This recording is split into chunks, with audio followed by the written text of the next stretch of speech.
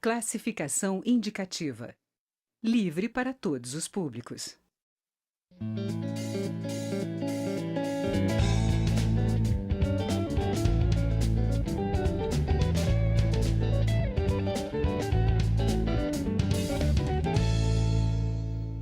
Olá! Após ter passado anos na oposição, o Democratas recuperou o espaço que havia sido perdido pelo antigo PFL e hoje é, seguramente, um dos dois partidos com mais influência no Brasil. A legenda comanda ao mesmo tempo a Câmara dos Deputados e o Senado, algo que apenas o MDB já havia feito, além de ter 3 ministros na esplanada dos ministérios. O deputado Elmar Nascimento, da Bahia, foi presidente do Conselho de Ética no último biênio e agora acumula as lideranças do partido e do bloco governista. E é com ele que eu converso agora. Deputado, bem-vindo ao Palavra Aberta. Olá, Juliano. Prazer estar aqui com vocês. Prazer é nosso. Primeiramente, deputado Elmar, o senhor deve estar orgulhoso dos seus correligionários, né, que estão hoje na presidência das 2 casas do Congresso Nacional. Olha, acho que não só individualmente o Rodrigo Maia e o Davi Alcolumbre, mas o partido como um todo colhe os frutos da coerência. Vocês lembram que num passado bem próximo, na alta popularidade que tinha, o presidente Lula disse que ia exterminar o nosso partido. Exatamente. Nós fomos aquele partido que se colocou de forma frontal e aberta como adversários e oposição ao governo populista do PT.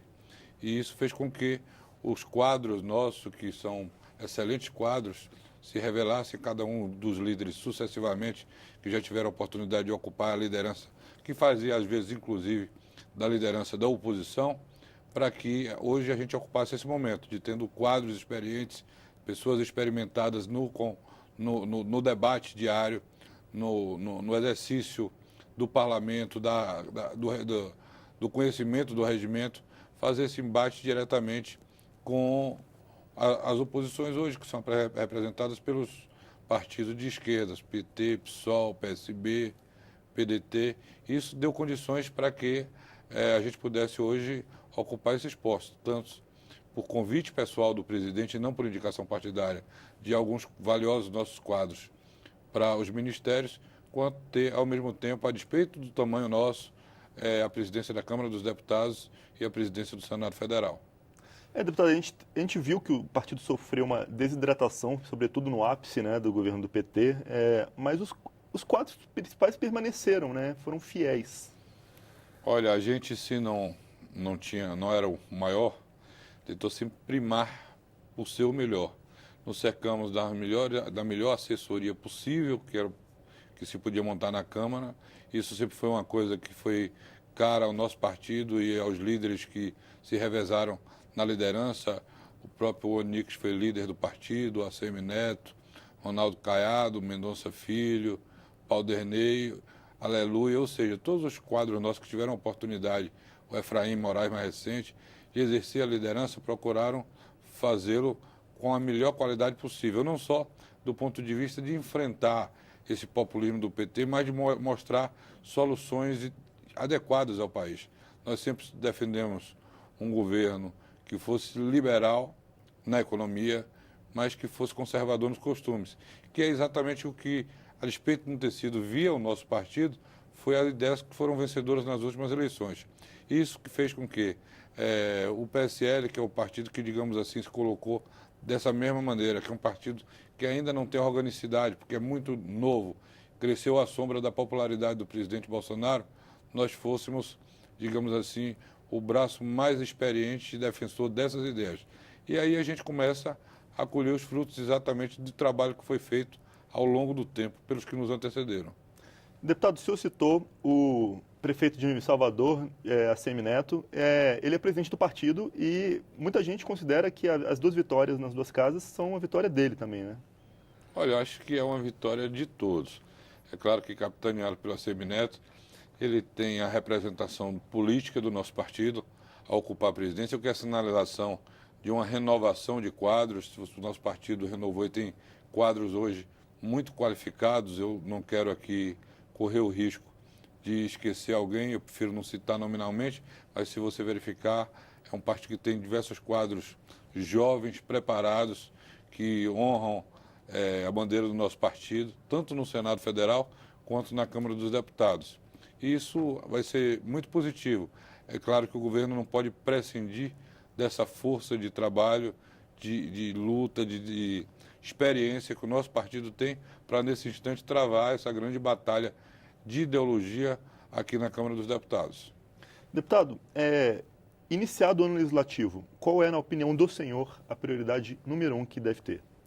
Olha, eu acho que a prioridade 1, 2, 3 é a retomada do crescimento econômico e do emprego, a geração de emprego. Para isso, não tenha dúvida que é preciso uma sinalização para o mercado, tanto interno quanto externo, com a votação da reforma da Previdência. Então, a reforma da Previdência não tem escapatória, né, deputado? Não tem, tem que ser a prioridade absoluta do governo, isso é uma questão de Estado. Fosse que fosse o que estivesse à frente do Executivo hoje, é o presidente Bolsonaro, teria que tratar prioritariamente da reforma da Previdência. Agora, deputado, o senhor já deu uma entrevista falando que a reforma não pode ser igual para todo mundo, ela tem que ser justa, né? Mas que existem casos, como por exemplo a aposentadoria rural, que é preciso olhar com certa atenção, né? Isso explica para a gente. A gente não pode tratar de forma igual os desiguais. Sempre a política pública tem que ser voltada para beneficiar os menos favorecidos. Há meio que uma mistura durante as votações de Previdência Social entre o que é Previdência e o que é assistência social. Até tem muita gente que defende isso, o próprio ministro da Casa Civil, Onix, de que não é um déficit tão grande por conta de que na conta da Previdência Social nós temos a assistência social. Por quê? O que é Previdência? É você contribuir para quando chegar no final da sua vida você ter direito a uma aposentadoria que lhe dê dignidade. E a assistência social é aquela que ninguém contribui com nada.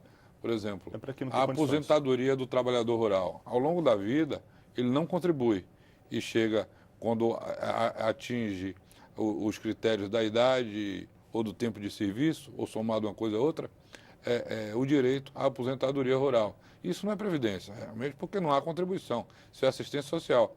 Mas é a maior política de distribuição de renda do Brasil. Muito mais forte do que o Bolsa Família. Em primeiro lugar, porque o valor é muito maior. Segundo, porque ele beneficia o trabalhador justamente no momento que ele mais precisa, naquele período da vida que ele está mais fragilizado. Então, é dessa forma que a gente deve tratar. Se é uma política pública justa, que você está beneficiando aqueles que mais precisam, é justamente essa questão da aposentadoria rural. Sobretudo nós, que somos parlamentares do Nordeste, do Norte do país, temos muito isso, trabalhadores que trabalham na sua própria propriedade, na agricultura familiar, não podemos abrir mão disso. Isso é uma condição importantíssima. Eu acho que o governo tem que estar atento, porque nós não temos condição de votar nada que prejudique essa que a gente considera a política pública mais justa do governo. Inclusive, deputado, a gente já viu que muitas vezes que algumas cidadezinhas pequenas do Norte e Nordeste dependem, as cidades mesmo, os municípios dessas aposentadorias. Muitas. Né? Você não tem ideia.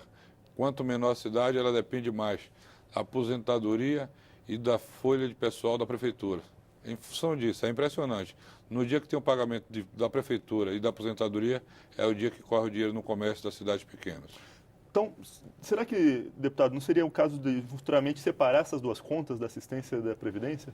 Olha, isso a única coisa que ia fazer é dar transparência, para mostrar qual é o real déficit da Previdência. Eu acho que é mais ou menos isso que o governo está traçando. Não posso falar oficialmente por uma coisa de um texto que ainda não nos foi apresentado. Claro. Mas pelo que eu vim se falando de migrar para um regime de capitalização, é exatamente isso. É uma espécie de conta do FGTS, que cada trabalhador tem uma conta individualizada e a aposentadoria dele vai ser em função do regime de contribuição que ele fez ao longo da vida. Isso é uma coisa importante.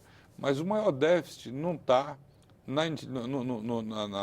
no setor privado. Está aqui. Está aqui no serviço público. Porque você imagina que todos eles têm um plano de cargos e salários. Aí o funcionário público, ele, ao longo dos anos, ele vai acumulando uma série de benefícios. Aí começa a contribuir, digamos, com um salário de 2 mil, não vou falar em valor de salário, mas em 2 salários mínimos. Daqui a pouco, por conta da progressão, ele vai ganhar 5 salários mínimos, contribuir sobre 5, e lá no final consegue eventualmente ocupar ao longo da carreira cargos pequenos, mas 10 anos de cargo no serviço público e 2 num cargo alto. aí tem uma contribuição média equivalente a 3 ou 4 salários e aposenta com 20, 30, 40 salário mínimo. Não tem sistema de previdência que resista a isso. É uma coisa que a gente precisa encarar de frente, tem que estar ligado à contribuição, porque senão não tem nenhum sistema que resista. Deputado, como o senhor falou que prioridade nesse exato momento é a questão da reforma da Previdência, isso significa que reforma tributária, pacto federativo, reforma administrativa, volta de reforma política, tudo isso vai ficar para depois, não é isso? Olha, eu acho que pode ser até discutido. Aqui as coisas não funcionam apenas no plenário. A atenção de votação no plenário, aí tem que ser concentrada na reforma da Previdência. Mas é claro que nós temos outras comissões, tem uma legislação que está antiga, que precisa ser resolvida de forma definitiva. Está aí a consequência do que aconteceu em Mariana e agora em Brumadinho. E nós não votamos um código de mineração. Acho que, ou seja, na Comissão de Minas e Energia ou numa comissão especial, é importante que essa pauta avance. E idem vários outros temas, né, que podem ser na Comissão de Segurança Pública ou numa comissão que seja criada para discutir essa proposta anticrime enviada pelo ministro da Justiça. Ou seja, acho que paralelamente, no âmbito das comissões de educação, de saúde, vários outros temas podem ser tratados. Essa casa é efervescente. Agora, a concentração de votação no plenário deve ser prioritariamente a reforma da Previdência para que a gente dê uma sinalização forte para o mundo de que o Brasil não será um país insolvente no futuro e está preparado para receber investimentos com segurança jurídica. Isso vai fazer com que o país, a curto prazo, receba investimentos e volte à retomada do crescimento econômico. Deputado Elmar, o senhor acabou de citar o caso da reforma da mineração, né, do Código de Mineração, que não foi votado. O senhor acha que nas legislaturas passadas o Congresso deixou de dar as respostas, em parte, que a sociedade, talvez abrindo espaço para que o judiciário falasse mais do que o ideal? Olha, tem alguns temas que o lobby é forte, que mexe com vários interesses. É claro que um tema de Código de Mineração vai mexer com muitos interesses, que vão desde garimpos até mineradoras grandes, mas é preciso que a gente tenha a capacidade de submeter a votação, de colocar em votação as diversas possibilidades que se nos apresentam na nossa frente. E aí cada um assuma a responsabilidade do seu voto. Os partidos vão discutir internamente, orientar, e depois cada parlamentar tem a oportunidade de exercer o seu direito a voto, escolhendo aquilo que julgar seja melhor. Afinal das contas, no final do mandato, nós somos julgados pelas nossas atitudes e pelos nossos votos. Deputado Elmar, o senhor citou a questão da segurança pública e uma reforma que o ministro Moro está encaminhando para cá, né? Existe uma expectativa da população e da opinião pública por melhoras na segurança, né? Como é que está a receptividade aqui na casa? Olha, é a melhor possível. Eu devo dizer que, do ponto de vista do mérito, 99,9% não há o que ser discutido. Todos nós somos a favor. Agora, tem uma coisa que está acima da gente, acima do Poder Executivo, acima do Poder Judiciário. É a nossa Constituição. A gente tem que estar atento à Constituição. Os poderes precisam ser harmônicos entre si. Nós não podemos estar criando zona de conflito entre os poderes. E há determinadas questões que eu acho que o Poder Executivo, via o Ministro da Justiça, se fizerem um encaminhamento da forma que estão anunciando, não estão contribuindo para esse clima de paz que precisa ser exercido. Ora, tem várias questões que, a despeito de ter o nosso apoio pessoal, apoio da sociedade, ela não pode ser proposta via lei ordinária. Tem que ser via mudança na Constituição. Vou te dar um exemplo do tema que é mais polêmico de todos. É a questão da execução de pena de condenado em segunda instância. Isso é um tema tão polêmico que existe um ADIM que já foi decidida no Supremo por 6-5 duas vezes. Ocorre que uma das ministras que foi voto vencido, hoje é o voto Minerva, para decidir ser voto vencedor e mudar a interpretação da Constituição. E ocorre o que por conta disso? Pela falta do Legislativo de legislar, pela nossa omissão. Então vamos parar aqui, zerou tudo, precisa regulamentar, precisa ser mais explícito com o que quis dizer. Eu sou a favor da regulamentação para que a execução de pena se dê em segunda instância. É claro que sob algumas garantias, mas isso tem que ser feito via mudança constitucional.